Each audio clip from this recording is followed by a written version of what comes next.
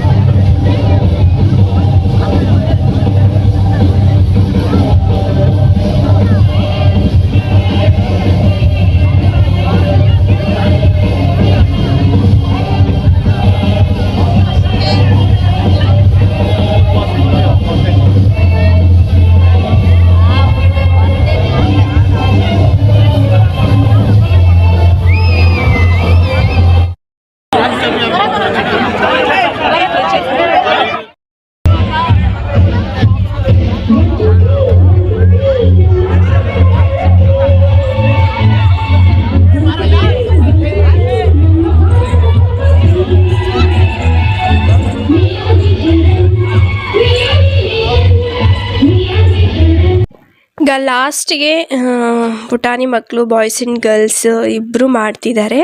So ತುಂಬಾ ಚೆನ್ನಾಗಿತ್ತಲ್ವ ನೋಡೋಕ್ಕೆ. ಹಾಗೆ ಇನ್ನು ಮನೆಗೆ ಕೂಡ ಹೋಗಬೇಕು. ಇನ್ನು ಸೊ ಇವತ್ತು ಸೋಮವಾರ ಬೆಳಗ್ಗೆನೇ ನಾನು ಮನೆಯೆಲ್ಲ ಕ್ಲೀನ್ ಮಾಡಿಬಿಟ್ಟು ಒರೆಸ್ಬಿಟ್ಟು ಇನ್ನು ಪೂಜೆ ಎಲ್ಲ ಮಾಡ್ಕೋಬೇಕಲ್ವ. ಟಿಫನ್ಗೆ ಬಂದು ಇಡ್ಲಿ ಮತ್ತು ಚಟ್ನಿ ಮಾಡಿದ್ದೀನಿ. ಹಾಗೆ ಸ್ನಾನಕ್ಕೆ ನೀರು ಕೂಡ ಇಟ್ಟಿದ್ದೆ. ಇನ್ನು ಪೂಜೆಗೆ ಹೂವು ಎಲ್ಲ ರೆಡಿ ಮಾಡಿಟ್ಟಿದ್ದೀನಿ. ನಾನು ಬೇಗನೆ ಪೂಜೆ ಮಾಡ್ಕೊಂಡ್ಬಿಡ್ತೀನಿ. ಆದಷ್ಟು ಬೇಗ ಪೂಜೆ ಮಾಡ್ಕೊಂಡ್ಬಿಡ್ತೀನಿ. ಎಲ್ಲ ಮನೆಯೆಲ್ಲ ಕ್ಲೀನ್ ಮಾಡ್ಕೊಬಿಟ್ಟು ನಮ್ಮ ಮನೆಯವರು ಕೂಡ 8 ಗಂಟೆಗೆ ಹೋಗ್ತಾರೆ ಕೆಲಸಕ್ಕೆ. ಸೊ ಅಷ್ಟರೊಳಗೆ ಟಿಫನ್ ಎಲ್ಲ ಮಾಡ್ಕೊಂಡ್ಬಿಟ್ಟು ಮತ್ತು ಪೂಜೆ ಎಲ್ಲ ಮುಗಿಸ್ಕೊಂಡು ಬಿಡ್ತೀನಿ. ಇನ್ನು ಪೂಜೆ ಕೂಡ ಮುಗಿದಾಯಿತು. ಒಂದು ಫೋಟೋ ಇತ್ತಲ್ವ ದೇವ್ರದ್ದು, ಅದು ಇಳಿ ತಳ್ಳಿಬಿಟ್ಟು ಹೊಡೆದೋಗಿದೆ ಅಂತ ಹೇಳಿದ್ನಲ್ವ, ಅದು ರೆಡಿ ಮಾಡೋಕ್ಕೆ ಕೊಟ್ಟಿದ್ದೀವಿ. ಸೊ ಇನ್ನೂ ಕೊಟ್ಟಿಲ್ಲ. ನಂತರ ಸೋಯಾ ಸಾಸ್ ಮಾಡ್ಕೊಳ್ಳೋಣ ಅಂತೇಳಿ ರೆಡಿ ಮಾಡ್ತಾಯಿದ್ದೀನಿ. ಫಸ್ಟಿಗೆ ನಾನಿಲ್ಲಿ ಒಂದು ಅಷ್ಟು ಕ್ಲಿಪ್ಪಿಂಗ್ ಡಿಲೀಟ್ ಆಗಿಬಿಟ್ಟಿದೆ, ನೋಡ್ಕೊಂಡಿರಲಿಲ್ಲ. ಫಸ್ಟ್ಗೆ ನಾನು ಸ್ಟವ್ ಮೇಲೆ ಒಂದು ಬಾಣಲಿ ಇಟ್ಕೊಂಡ್ಬಿಟ್ಟು ಅದಕ್ಕೆ 1 ಕಪ್ಪಷ್ಟು ಸಕ್ಕರೆನ ಹಾಕಿದ್ದೀನಿ. ಸೊ ಸಕ್ಕರೆ ಚೆನ್ನಾಗಿ ಕರಗಬೇಕು, ಅದಷ್ಟಿಗೆ ನೀರು ಏನು ಹಾಕಬಾರ್ದು. ಹಾಗೆ ಸಕ್ಕರೆ ಬಿಸಿ ಮಾಡ್ಕೊತ ಕರಗಿಸ್ಕೋಬೇಕು. ನಂತರ ಕರಗಿಸ್ಕೊಂಡು ಆದಮೇಲೆ ಒಂದು ಪಾಕ ಥರ ಬರುತ್ತೆ. ಅದಕ್ಕೆ ನಮಗೆ ನೀರು 1-2 ಕಪ್ಪಷ್ಟು ಹಾಕಿದ್ರೆ ಸರಿ ಹೋಗುತ್ತೆ. 2 ಕಪ್ ಅಥವಾ 3 ಕಪ್ ಹಾಕ್ಕೋಬೋದು. 1 ಕಪ್ಪು ಸಕ್ಕರೆಗೆ 3 ಕಪ್ ನೀರು ಹಾಕ್ಕೊಂಡ್ರೆ ಸರಿ ಹೋಗುತ್ತೆ. ಅದನ್ನು ಚೆನ್ನಾಗಿ ಕುದಿಸ್ಕೋಬೇಕು. ನಂತರ ಸಾಲ್ಟ್ನ 1 ಟೇಬಲ್ ಸ್ಪೂನಷ್ಟು ಹಾಕ್ಕೋಬೇಕಾಗುತ್ತೆ. ನೋಡಿ, ಸಾಲ್ಟ್ ಹಾಕ್ಬಿಟ್ಟು ಚೆನ್ನಾಗಿ ಕುದಿಸ್ಬಿಡ್ತಾ ಇದ್ದೀನಿ. ಅದು ಒಂದು ಗಟ್ಟಿ ಬರುತ್ತೆ, ಅಲ್ಲಿವರೆಗೂ ನಾವು ಕುದಿಸ್ಕೋಬೇಕಾಗುತ್ತೆ. ನಂತರ ಅದಕ್ಕೆ ಸೋಯಾ ಚಂಕ್ಸ್ ಇರುತ್ತಲ್ವ, ಅದನ್ನು ಪೌಡರ್ನ 1 ಟೇಬಲ್ ಸ್ಪೂನಷ್ಟು ಹಾಕ್ಕೊತಾ ಇದ್ದೀನಿ. ಸೊ ಫ್ಲೇವರ್ ಚೆನ್ನಾಗಿರುತ್ತೆ, ಹಾಗೆ ತುಂಬಾ ಚೆನ್ನಾಗಿರುತ್ತೆ. ಇದು ಕೂಡ ಅಷ್ಟೇ ಅಲ್ವಾ, ಸೋಯಾ ಸಾಸ್ ಅಂತ. ಸೊ ಅದಕ್ಕೆ ಸೋಯಾ ಚಂಕ್ಸ್ ಬರುತ್ತೆ ಅಲ್ವಾ, ಅದನ್ನು ಫ್ರೈ ಮಾಡಿಬಿಟ್ಟು ಪೌಡ್ರ್ ಮಾಡಿ ಹಾಕಿದ್ದು. ನಂತರ ಚೆನ್ನಾಗಿ ಕುದಿಸಿದಾದ್ಮೇಲೆ ಫೈನಲ್ಗೆ ನಾನು ನಿಂಬೆ ರಸನ ಹಾಕ್ಕೊತಾ ಇದ್ದೀನಿ. ಅದು ಹಾಕಿಬಿಟ್ಟು ಒಂದು 5 ನಿಮಿಷ ಕುದಿಸ್ಕೊಂಡ್ರೆ ಸೋಯಾ ಸಾಸ್ ರೆಡಿ ಆಗುತ್ತೆ. ಸ್ವಲ್ಪ ನೀರಾಗಿತ್ತಲ್ವ, ಇನ್ನು ಒಂದು 5 ನಿಮಿಷ ಕುದಿಸೋಕ್ಕೆ ಬಿಡ್ತಾ ಇದ್ದೀನಿ. ನೋಡಿ, ಈ ರೀತಿ ಬರಬೇಕು ಸೋಯಾ ಸಾಸು. ಇನ್ನು ಸ್ವಲ್ಪ ಗಟ್ಟಿ ಇದ್ರೂ ಪರವಾಗಿಲ್ಲ. ನನಗೆ ಸ್ವಲ್ಪ ನೀರಾಗಿ ಮಾಡ್ಕೊತಾ ಇದ್ದೀನಿ. ಅದನ್ನು ತಣ್ಣಗಾಗೋಷ್ಟರಲ್ಲಿ ಸ್ವಲ್ಪ ಗಟ್ಟಿಯಾಗಿಬಿಡುತ್ತೆ. ಸೋಯಾ ಸಾಸು ಮನೆಯಲ್ಲೇ ರೆಡಿ ಆಗಿಬಿಡ್ತು. ನೋಡ್ತಾ ಇರ್ಬೋದು, ಈಗ ಬಾಟ್ಲಲ್ಲಿ ಈ ರೀತಿ ಹಾಕ್ಕೊಂಡಿದ್ದೀನಿ, ಒಂದು ಗಾಜಿನ ಬಾಟ್ಲಲ್ಲಿ. ಇದು 3 ತಿಂಗಳವರೆಗೂ ಇಟ್ಕೋಬೋದು. ಈ ವಿಡಿಯೋ ಇಷ್ಟ ಆಗಿದೆ ಅನ್ಕೊತಾ ಇದ್ದೀನಿ. ಇಷ್ಟ ಆದರೆ ಪ್ಲೀಸ್ ಲೈಕ್ ಮಾಡಿ, ಶೇರ್ ಮಾಡಿ, ಸಬ್ಸ್ಕ್ರೈಬ್ ಮಾಡಿ, ಹಾಗೆ ಬೆಲ್ಲೈಕನ್ನ ಹೊತ್ತಿ ನನ್ನ ಮುಂದಿನ ನೋಟಿಫಿಕೇಶನ್ ನಿಮಗೆ ಬರುತ್ತೆ. ಮುಂದಿನ ವಿಡಿಯೋದಲ್ಲಿ ಸಿಗೋಣ. ಅಲ್ಲಿವರೆಗೂ ಬಾಯ್ ಬಾಯ್, ಟೇಕ್ ಕೇರ್ ಫ್ರೆಂಡ್ಸ್.